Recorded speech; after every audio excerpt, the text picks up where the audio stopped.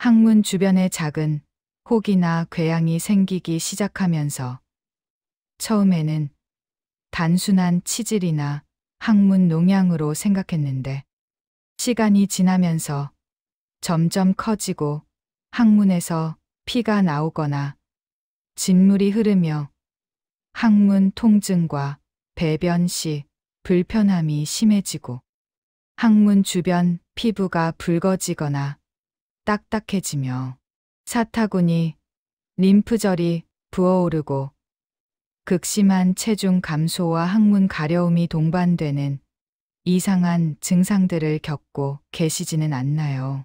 혹시 이런 변화를 경험하고 계시다면 사실은 우리 항문의 가장 아래쪽인 항문관이라는 좁은 부분에서 악성으로 변한 세포들이 비정상적으로 증식하여 만들어진 극히 드물지만 공격적인 종양이 자라나면서 항문 기능을 직접 손상시키고 주변 피부와 림프절로 쉽게 퍼지며 치료하지 않으면 배변 조절 불가능과 생명을 심각하게 위협할 수 있는 교활한 암의 신호일 수 있다는 사실을 알고 계셨나요?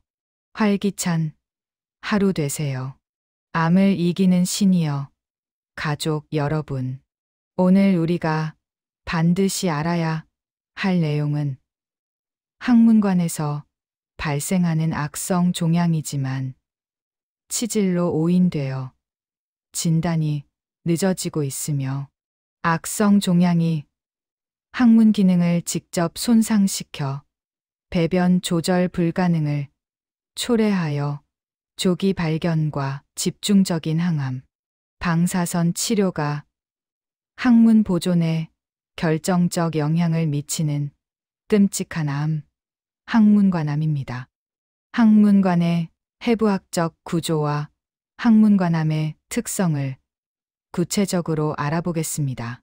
항문관은 항문의 가장 아래쪽에 있는 약 1.5cm에서 2cm 정도의 좁은 부분으로 직장과 항문을 연결하며 배변 조절에 매우 중요한 역할을 해요. 항문관암은 이 부위의 상피 세포가 악성으로 변하면서 생기는데 주로 항문관 상인두 부분과 항문 연합부에서 발생합니다. 특히 이 암은 초기에 치질 또는 항문 농양과 구별이 어려워서 진단이 심각하게 늦어지고 항문 보존을 위해 수술보다는 항암 방사선 치료가 우선되며 사타구니, 림프절로 매우 쉽게 전이되고 수술 후 항문 기능 회복이 중요한 특성이 있어요. 주로 50세 이후 고령층에서 발생하고 남성과 여성의 발생 비율은 거의 비슷합니다. 항문관암의 초기에 나타나는 특징적인 증상들을 지금부터 자세히 공개하겠습니다. 첫 번째, 특징적인 초기 증상은 항문 부위의 혹과 가려움증입니다. 항문관암의 가장 특징적이고 초기 증상은 항문 주변에 나타나는 작은 혹이나 궤양으로 처음에는 치질로 오인되어 환자들이 약국에서 치질약을 구입하여 자가 치료를 하게 돼요. 하지만 이 혹은 일반적인 치료에 반응하지 않고 오히려 점점 커지면서 가려움증이 심해집니다. 두 번째 특징적인 초기 증상은 항문 출혈과 진물입니다. 항문관암이 자라면서 항문에서 피가 나오거나 진물이 흐르기 시작해요. 이런 증상은 치질에서도 나타나기 때문에 환자들이 치질로 오인하기 쉽고 암 진단이 늦어지는 주요 원인이 됩니다. 세 번째 특징적인 초기 증상은 항문 통증과 배변 불편함입니다. 항문관암이 자라면서 항문이 자주 아프고 배변할 때 통증이 심해지며 배변 습관이 변하기 시작해요. 특히 변의 굵기가 얇아지는 증상이 나타나는 경우도 있습니다. 네 번째 특징적인 초기 증상은 사타구니, 림프절 비대입니다. 항문관암은 사타구니, 림프절로 일찍부터 전이되기 때문에 사타구니에서 딱딱한 종괴가 만져지기 시작해요. 환자들은 이것을 피부 농양으로 오인하기도 합니다. 다섯 번째 특징적인 초기 증상은 항문 주변 피부 변화와 원인 모를 체중 감소입니다. 항문 주변 피부가 붉어지거나 딱딱해지는 변화가 나타나고 특별한 이유 없이 체중이 감소하기 시작해요. 환자들은 이런 증상들을 무시하고 지내다가 우연한 검사에서 암으로 진단받는 경우가 많습니다. 항문관암이 생기는 주요 원인들을 체계적으로 살펴보겠습니다. 첫 번째이자 가장 중요한 원인은 인유두종 바이러스 감염입니다. 특정 인유두종 바이러스에 감염되면 항문관암 발생 위험이 증가해요. 특히 항문 성접촉으로 감염될 수 있으며 감염 후 수십 년 후에 암이 발생할 수 있습니다. 두 번째 중요한 원인은 항문 직장염과 염증성 장질환입니다. 만성 항문 직장염이나 궤양성 대장염, 크론병 같은 염증성 장질환이 있는 분들에서 항문관암 발생 위험이 증가해요. 특히 20년 이상 염증성 장질환을 앓은 분들은 정기적인 검진이 필요합니다. 세 번째 중요한 원인은 항문 통로 이상과 항문 피부 질환입니다. 항문 누공이나 반복되는 항문 농양, 만성 항문 습진 같은 질환이 있는 분들에서 항문관암 위험이 증가해요. 특히 오랫동안 항문 부위에 자극이나 염증이 있는 경우 주의가 필요합니다. 네 번째 중요한 원인은 면역 기능 저하와 면역 억제입니다. 감염이나 장기 이식 후 면역 억제제를 복용하는 분들에서 항문관암 발생 위험이 증가해요. 특히 면역 결핍 상태에서 인유두종 바이러스 감염 위험도 높아집니다. 다섯 번째 중요한 원인은 흡연과 만성적 자극입니다. 흡연이 항문관암 발생 위험을 높일 수 있으며 만성적인 항문 자극도 영향을 미쳐요. 특히 장기 흡연자들은 항문 건강을 더욱 주의 깊게 관찰해야 합니다. 이런 중요한 의료 내용이 시니어분들께 널리 퍼질 수 있도록 채널 구독과 좋아요 눌러주시고 댓글로 시니어분들의 생각을 들려주세요. 항문관암 조기 발견을 위한 가장 중요한 검사는 항문 내시경과 조직 검사입니다. 항문 주변에 혹이나 궤양이 있는 경우 항문경으로 직접 관찰하고 의심되는 부위에서 조직을 채취하여 현미경으로 확인하는 조직 검사가 가장 정확한 진단 방법이에요. 종양의 범위를 확인하기 위해 자기공명 영상도 함께 시행하고 전이 여부를 확인하기 위해 골반 전산화단층 촬영과 사타구니, 초음파 검사도 필수적입니다. 항문관암이 초기 단계에서 환자에게 미치는 위험한 영향을 지금부터 설명드리겠습니다. 초기 항문관암 환자가 겪는 첫 번째 몸의 변화는 항문 기능, 저하와 배변 습관 변화입니다. 항문관암이 항문 내강으로 자라면서 항문관의 폭이 좁아지고 배변 조절 기능이 점차 손상되기 시작해요. 환자분들은 처음에는 배변이 약간 불편한 정도였지만 점차 변의 굵기가 얇아지고 배변 빈도가 변하며 때로는 대변이 나오지 않는 변비와 설사가 도대로 나타나고 항문 통증이 악화되며 배변 시 피가 섞여 나오는 상황이 진행되는 매우 불편한 상황입니다. 두 번째, 몸의 변화는 항문 피부 손상과 만성 감염입니다. 항문관암의 궤양이 점점 깊어지고 넓어지면서 2차 세균 감염이 반복적으로 발생하기 시작해요.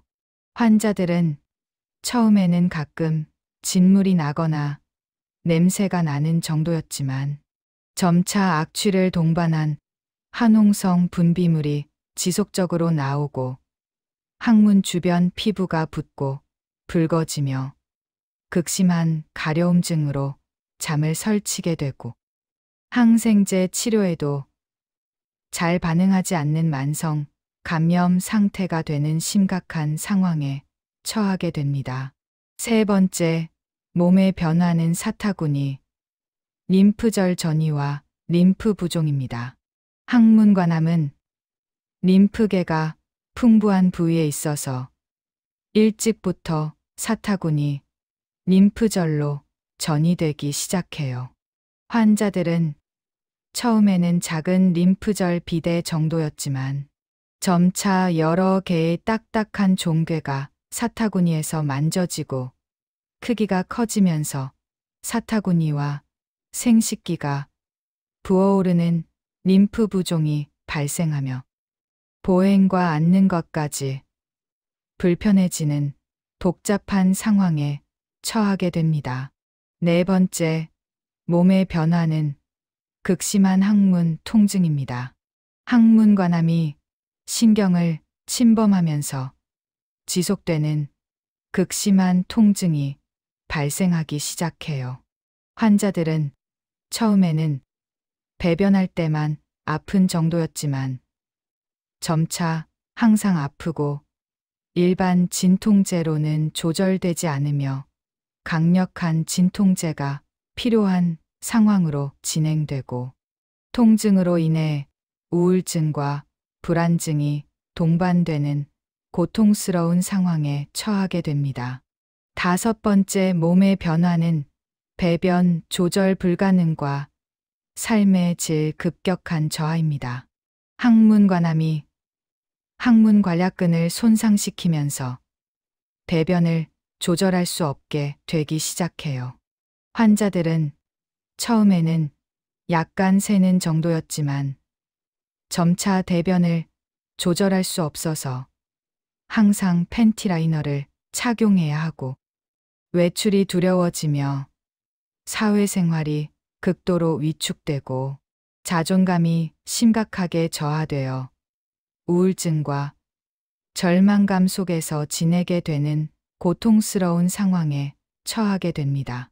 초기 단계의 치료 방법은 항암 방사선 복합 치료와 항문 보존입니다. 항문관암은 항문 기능을 보존하기 위해 수술보다는 항암제와 방사선 치료를 동시에 시행하는 동시항암 방사선 치료를 최우선으로 시행합니다. 치료 중 항문 통증과 배변 증상을 관리하고 치료 후 항문 기능 회복을 위한 재활을 시행합니다. 중기 항문관암 환자가 겪는 첫 번째 심각한 변화는 항암 방사선 치료 실패와 외과 절제의 필요성입니다. 중기 항문관암이 항암 방사선 치료에 반응하지 않거나 불완전하게 반응하면서 수술적 제거가 필요하게 돼요. 더욱 심각한 것은 항문관암의 위치와 크기 때문에 종양을 완전히 제거하기 위해서는 항문까지 함께 제거하는 복부해음절 제술을 시행해야 하며, 이는 영구적인 장루 조성을 의미하고 환자는 평생 대변 주머니를 차고 생활해야 하는 극도로 충격적인 상황에 처하게 됩니다. 두 번째, 심각한 변화는 다발성 사타구니, 림프절 전이입니다. 중기 항문관암이 양쪽 사타구니, 림프절 전체로 광범위하게 전이되고 사타구니 영역의 림프절이 극도로 부어오르면서 보행이 불가능해지고 극심한 통증이 발생해요. 환자들은 사타구니와 생식기가 극도로 부어올라서 앉기도 힘들고 보행도 불가능해져서 휠체어에 의존하게 되며 림프 순환 장애로 인한 합병증이 발생하는 극도로 위험한 상황에 처하게 됩니다. 세 번째, 심각한 변화는 원격 전이와 전신 파급입니다. 중기 항문관암이 혈관을 타고 폐, 간, 뼈로 전이되기 시작하면서 여러 장기에서 동시에 종양이 자라기 시작해요. 환자들은 호흡곤란을 일으키는 폐전이, 간 기능을 저하시키는 간전이, 극심한 통증을 일으키는 뼈전이가 동시에 나타나고 전신 항암 치료가 필요하지만 항문관암은 일반적인 항암제에 잘 반응하지 않아서 치료가 극도로 어려운 상황에 처하게 됩니다. 네 번째, 심각한 변화는 항문 부위 광범위 괴사와 폐혈증입니다. 중기 항문관암의 광범위한 궤양과 조절할 수 없는 감염으로 인해 항문 주변 조직이 괴사되고 전신 폐혈증이 발생해요. 환자들은 항문 부위에서 악취를 동반한 대량의 화농성 분비물이 나오고 고열과 오한이 지속되며 혈압이 떨어지는 폐혈성 쇼크가 발생하고 강력한 항생제 치료에도 불구하고 감염이 조절되지 않아서 다발성 장기 부전으로 진행되는 극한 상황에 이르게 됩니다. 다섯 번째, 심각한 변화는 조절 불가능한 극심한 통증과 정신건강 악화입니다.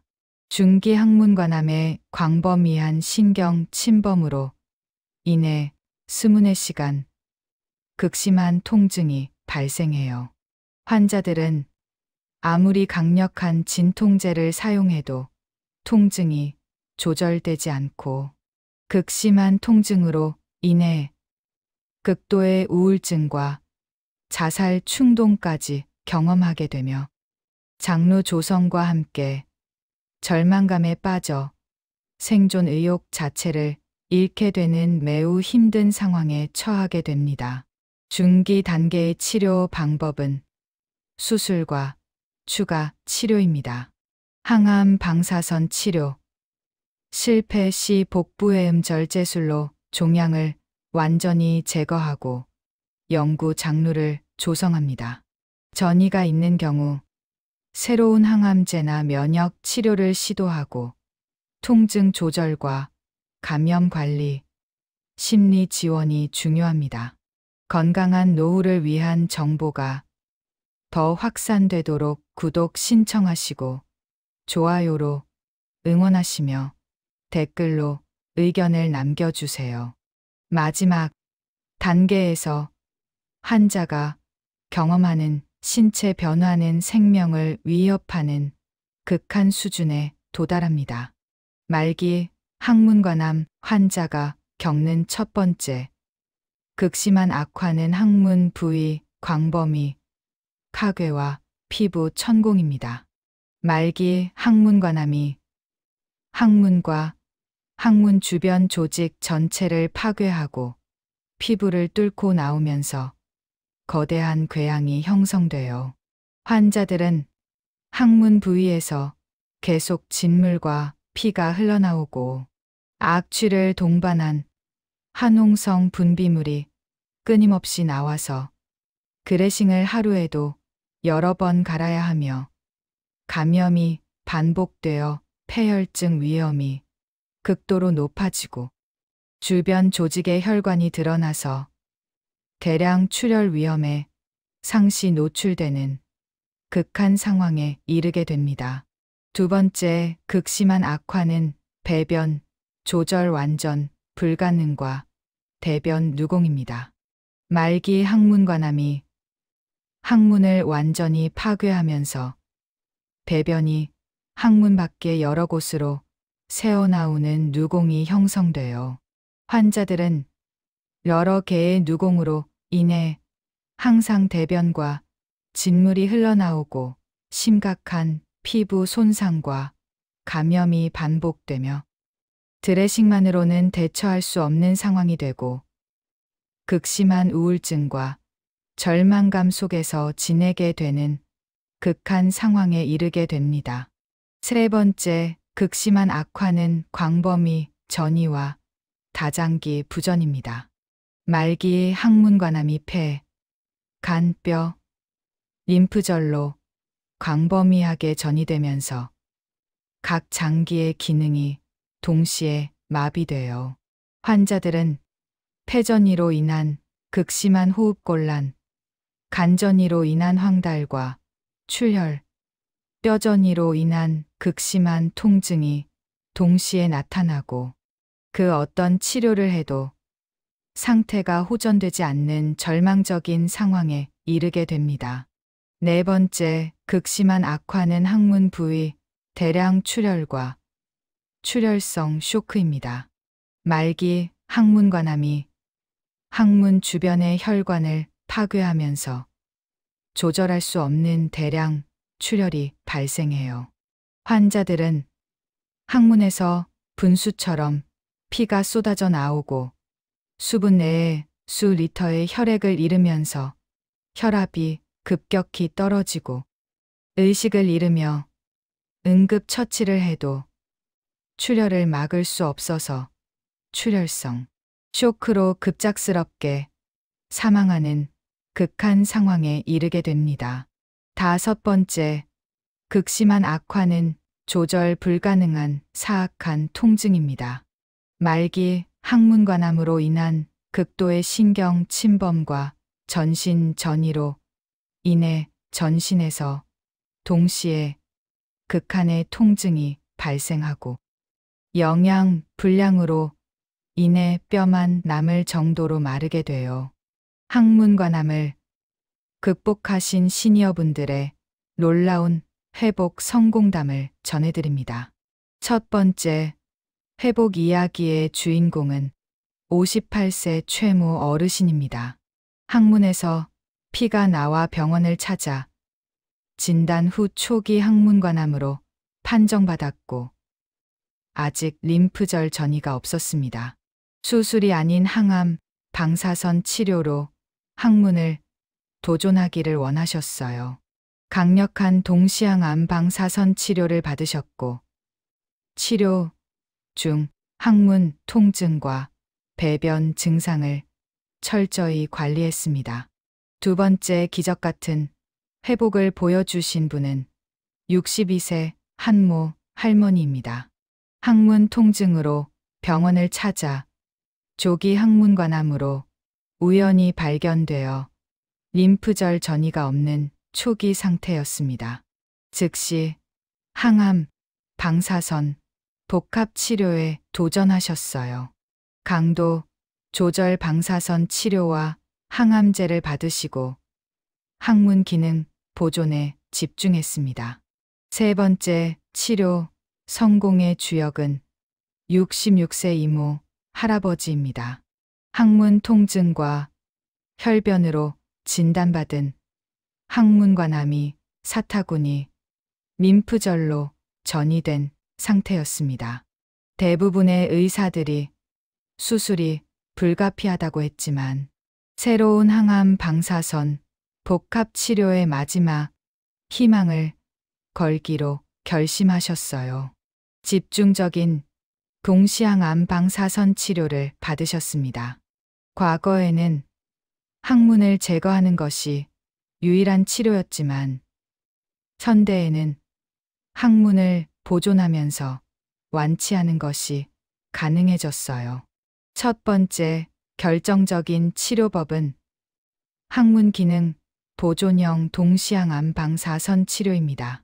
항문 관략근을 최대한 보호하면서 종양에만 집중된 고설량의 항암제와 방사선을 전달하는 정밀 치료로 항문 기능을 유지하면서 완치를 도모하는 혁신적 기술입니다. 두 번째 결정적인 치료법은 강도 조절 방사선 치료입니다. 과거의 단순한 방사선 치료와 달리 현대의 강도 조절 방사선 치료는 종양에 집중된 높은 설량을 전달하면서 항문과 생식기 같은 주변 정상 조직의 손상을 최소화하는 정밀 치료입니다. 세 번째 결정적인 치료법은 추적 관찰과 선택적 수술입니다. 항암 방사선 치료 후에도 종양이 남아있거나 재발하는 경우에만 선택적으로 수술을 시행하여 불필요한 항문 제거를 피하고 생활질을 최대한 보존하는 치료 전략입니다. 소중한 건강 정보를 더 많은 어르신들께 전하기 위해 구독하시고 좋아요 눌러주시며 댓글로 경험을 나눠주세요. 항문 관암을 조기에 발견하기 위해 모든 시니어분들이 실천해야 할 생활 수칙들을 알려드립니다. 가장 중요한 첫 번째 방법은 항문 증상의 세심한 관찰입니다.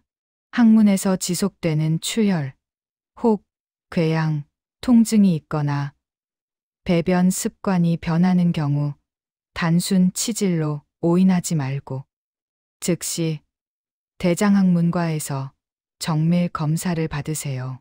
특히 치질약을 써도 낫지 않으면 더욱 주의가 필요합니다. 인유두종 바이러스 감염 예방이 두 번째 핵심 방법입니다.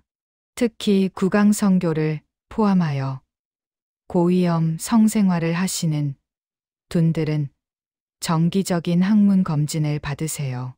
인유두종 바이러스 백신도 도움이 될 수 있습니다. 염증성 장질환의 적절한 치료가 세 번째 방법입니다. 궤양성 대장염이나 크론병이 있는 분들은 정기적인 내시경 검사와 함께 항문 부위도 세심하게 관찰하세요. 만성 항문염이나 항문 농양이 반복되는 경우 정기적인 항문과 검진이 필요합니다. 금연과 항문 위생이 네 번째 방법입니다. 흡연을 중단하고 항문 부위를 청결하게 유지하며 반복되는 자극을 피하세요. 특히 좌욕으로 항문 건강을 유지하는 것이 도움이 됩니다. 이상 증상 발견 시 즉시 전문의 진료를 받는 것이 다섯 번째이자 가장 중요한 방법입니다. 항문 출혈, 혹, 궤양, 통증, 배변 습관 변화 등의 증상이 나타나면 지체 없이 대장학문과에서 항문경 검사를 받으세요. 항문 관암은 극히 드물지만 조기 발견과 항암 방사선 복합 치료로 항문을 보존하면서 완치할 수 있는 암입니다.